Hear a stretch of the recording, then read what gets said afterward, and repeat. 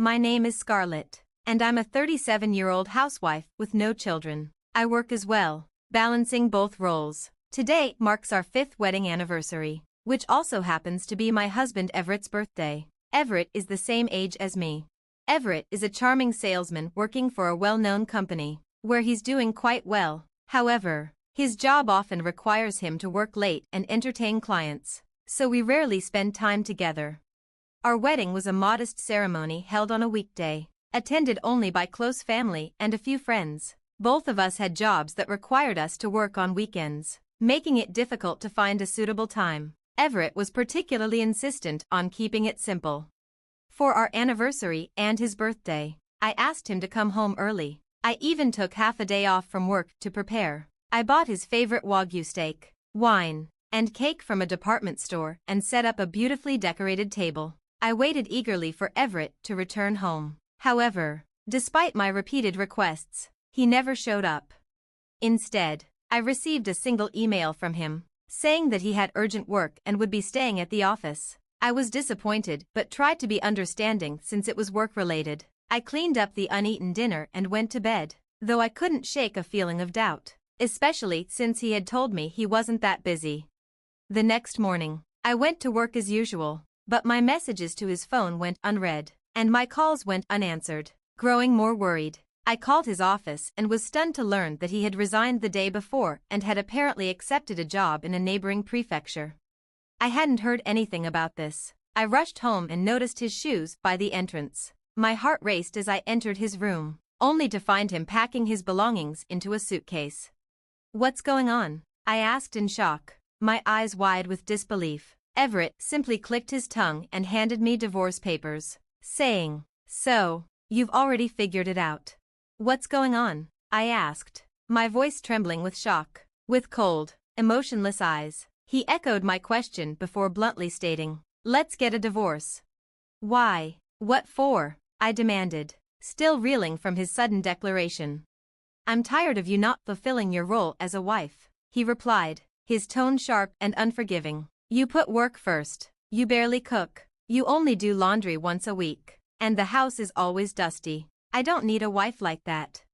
"Wait a minute," I protested, feeling a surge of frustration. "For the past 2 years, I've made dinner and waited for you. But you always said you had already eaten and refused to have any. That's why I stopped cooking." "Even so, it's a wife's duty to cook and wait," he retorted, dismissing my explanation. "Besides, your cooking is terrible, so I started eating out." I shuddered at the harshness in his voice, remembering how he used to compliment my cooking when we were first married. Desperately, I reminded him, we agreed when we got married that I would do the laundry and cleaning on my days off, Wednesdays and Thursdays, but he just rolled his eyes and scoffed. "So, I'm supposed to tolerate a dirty house from Friday to Tuesday? That's ridiculous." "What's happened to you all of a sudden?" I asked, bewildered by his sudden change in attitude. "I never imagined you'd want me to quit my job after 5 years of marriage." "When I got a new job offer, I saw it as the perfect opportunity," he said coldly. "An opportunity for what? A divorce?" I was stunned. Everett had never complained about my work or housekeeping before, and I had seen no signs that he was unhappy or thinking of ending our marriage. "You never noticed how dissatisfied I was," he said, his voice icy. "I don't need a wife like that. I've rented an apartment near my new job, so I won't be coming back to this place." With that, he pushed past me, standing in front of the door with his suitcase, and left the house without looking back. I stood there, utterly stunned, unable to grasp what had just happened.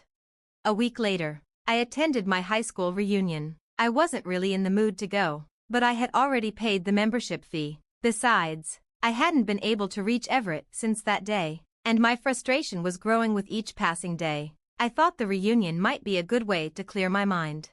When I arrived, I saw that some of my classmates were divorced or single mothers, yet they were all leading strong and resilient lives. Up until that point, all I had hoped for was to mend my relationship with Everett, but as I thought about it more, I realized that if we reconciled, I would likely have to move with him to his new job location. In that case, staying at my current job would be impossible due to the long daily commute, even though it was just in the neighboring prefecture. On the other hand, After working for 17 years since graduating from junior college and earning a decent salary, it would be nearly impossible to find a job that offered the same income in the new location. Everett had completely shut me out, and I began to wonder if it was time to let go. What made my decision final was a phone call from Everett, pressuring me to move out. We had been living in a rented apartment, where Everett was listed as the primary tenant. The lease renewal period was approaching, and it seemed the real estate agent had contacted him about it. I told them we'd be moving out in a month, so make sure everything is cleared out by then, he said bluntly. I'm still living here, and you didn't even consult me, I protested. His response was cold and dismissive. I'm the one renting it. I don't need to consult you. That was the moment I knew it was truly over. Fine, I'll pack up my things this weekend or next, I replied, feeling defeated. Make sure to get rid of not just your stuff, but everything left in my room and all the furniture, he added, his tone sharp. I was taken aback by his nerve. What are you talking about? You originally rented this place when you were single, and most of the furniture has been here since then. The other furniture and appliances were bought with your credit card. I'll take care of disposing of the items I primarily used, but you're responsible for getting rid of the rest and covering the disposal costs, I shot back. Without another word, he hung up on me. I couldn't believe how selfish he was, taking only what was precious to him and leaving the entire cleanup to me. This made me more determined than ever to go through with the divorce. Over the weekend, I began sorting through the closet, reminiscing about the happy times we had shared since our marriage. Among the items were things that belonged to both Everett and me. As I was going through them, I stumbled upon his high school graduation album. I suddenly realized that all the friends Everett had introduced me to were from after his college days. Absent-mindedly, I flipped through the pages of his graduation album, and that's when I noticed something unexpected. I submitted the divorce papers and informed Everett via email. A week later, I received a response from him in the evening, along with a picture. The image was of a marriage registration form with his name and that of another woman. I was stunned and stared at the screen in disbelief when my phone rang. It was Everett. Did you see it? He asked. What does this mean? I demanded, still in shock. It's exactly what it looks like, he replied casually. I just had a wedding ceremony and remarried that woman. You've got to be kidding, I said, incredulous. She's incredibly beautiful, wealthy, and has a wonderful personality, he boasted. She asked me to marry her as soon as our divorce was finalized. This picture is proof. Isn't it amazing? So, you were cheating on me while we were still married? I asked, my voice trembling with anger. I'm popular, unlike you, who only has your job going for you, he sneered. Oh, by the way, her father built us a house on their property, and I transferred to her hometown with his help. It's a mid-sized company, but I'm an executive there. Everett was clearly eager to brag about his new marriage to his wealthy affair partner, but as he spoke, a wave of intense anger surged within me. He had blamed me for the failure of our marriage and used that as an excuse to divorce me, but it was also he could remarry his affair partner. He admitted that they had been seeing each other for over 2 years. They had met at a pub where he was out with coworkers, and she was one of 4 women sitting at a nearby table. Apparently, when Everett accidentally spilled his drink on himself, she had kindly wiped it off, sparking their conversation. She's the same age as us, but she's incredibly beautiful and looks a decade younger, he continued, as if rubbing salt in the wound. She wiped my clothes with a pretty handkerchief, and when I took her out to dinner to thank her, I found out she was the daughter of a landowner. She had entered into an arranged marriage at her parents' suggestion but was distressed by her husband's infidelity. After realizing that she needed to improve herself, she became someone completely different from you. I was immediately drawn to her, Everett explained, revealing that he had aggressively pursued her after that. She began dating Everett while still married to her husband, without getting a divorce. Isn't it normal to question a woman who dates 2 men while supposedly being devoted to her husband? I asked. But Everett, blinded by love, hadn't noticed anything wrong. A woman who doesn't support her man is no good, he retorted. You prioritize work and don't care about your husband. You're just not right for me.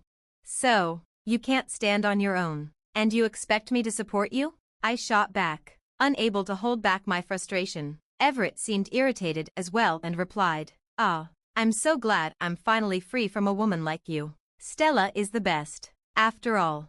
"Stella? Is that her name?" I asked. "Yeah, it's written with the characters for double and flower, like double cherry blossoms. She was born when the cherry blossoms were in full bloom. Her parents have great taste in names, they're true celebrities," Everett said, his voice filled with admiration for her unique name. As I listened to Everett gush about her, something clicked in my memory. "Did you really marry such an amazing woman? You're not lying, are you?" I asked, pretending to sound impressed. Everett's pride was clearly wounded by the insinuation. "She's the best wife with an impeccable family background and a great personality. Just look at her elegant beauty," he insisted and sent me a picture of the two of them at their wedding. There was no doubt it was her. I couldn't help but burst out laughing. "What's so funny? This is proof that we really got married," Everett exclaimed, sounding defensive. Sure, it's real," I replied, struggling to contain my laughter. "Hey, stop laughing. We really got married, and there's a baby in her belly," he added, clearly annoyed. "What? No way," I said, unable to stop laughing.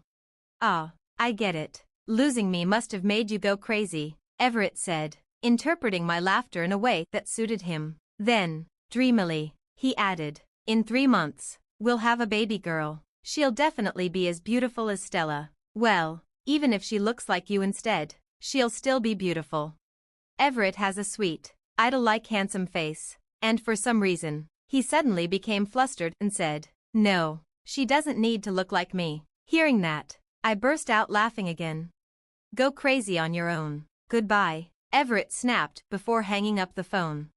Eventually, he'll figure out why I was laughing, and I can't wait for that day. After that, we had some disputes over alimony and the division of property, but with the help of a lawyer, I managed to secure a substantial settlement from Everett. He agreed to pay his share of the alimony, not wanting to cause Stella any emotional distress during her pregnancy.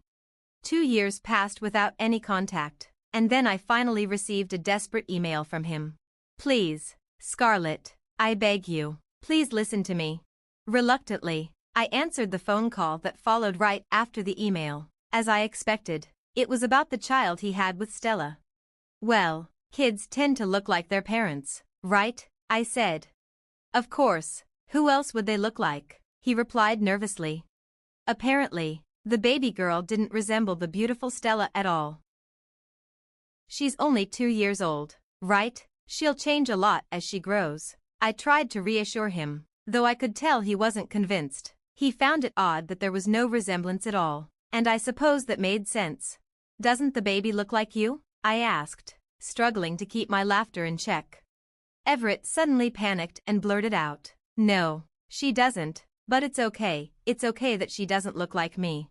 He had secretly done a DNA test to check if Stella had been unfaithful, but the results confirmed that both Everett and Stella were undeniably the child's parents. "So, there's no doubt she's your child," I said. But Everett wasn't ready to let the conversation end there. "Hey, when I told you 2 years ago that Stella was pregnant, you laughed a lot. Do you know something?" he asked, pressing me for an answer. Wow, he remembered that well, I thought. Actually, Stella and I went to the same high school and were in the same grade. We were never in the same class during those 3 years, so I didn't know her well, but I do remember that she was the daughter of a landlord and had a rather haughty, unpleasant personality. At a class reunion about 2 years ago, the topic of Stella's plastic surgery came up. Stella, with her single eyelids, small eyes, button nose, and slight overbite, had been self-conscious about her looks. Apparently, after high school, she underwent several cosmetic procedures at a famous clinic in New York. She didn't attend the reunion, so I didn't see her in person, but a friend later sent me before and after pictures of her transformation. American cosmetic surgery really is incredible. When I told Everett about this, he didn't believe me at first, but then it hit him. He had never seen any childhood photos or graduation albums of hers. Was I deceived? Damn it, he muttered, realizing the truth. Stella had played the role of the sweet, demure woman while they were dating, but it turns out she had cheated on him multiple times and had been divorced before. Worse, she had been sued for alimony by several of her ex-husband's wives. I'm going to confront her, Everett declared. Maybe you shouldn't, I suggested. Huh, why not? He asked, confused. Well, the child doesn't look like you either, right? Usually, girls are said to resemble their fathers, I pointed out, making Everett fall silent. She can't look like you, you've had plastic surgery too. How did you? He began, but I cut him off. When I moved out of the apartment we lived in 2 years ago, I found your high school graduation album. You looked like a completely different person, and I was shocked. After seeing that album, I finally understood why he never introduced me to his college friends, insisted on having a modest wedding, and only invited a few colleagues from work. Everett had likely undergone plastic surgery while in college and had been afraid his past would be exposed by his old friends.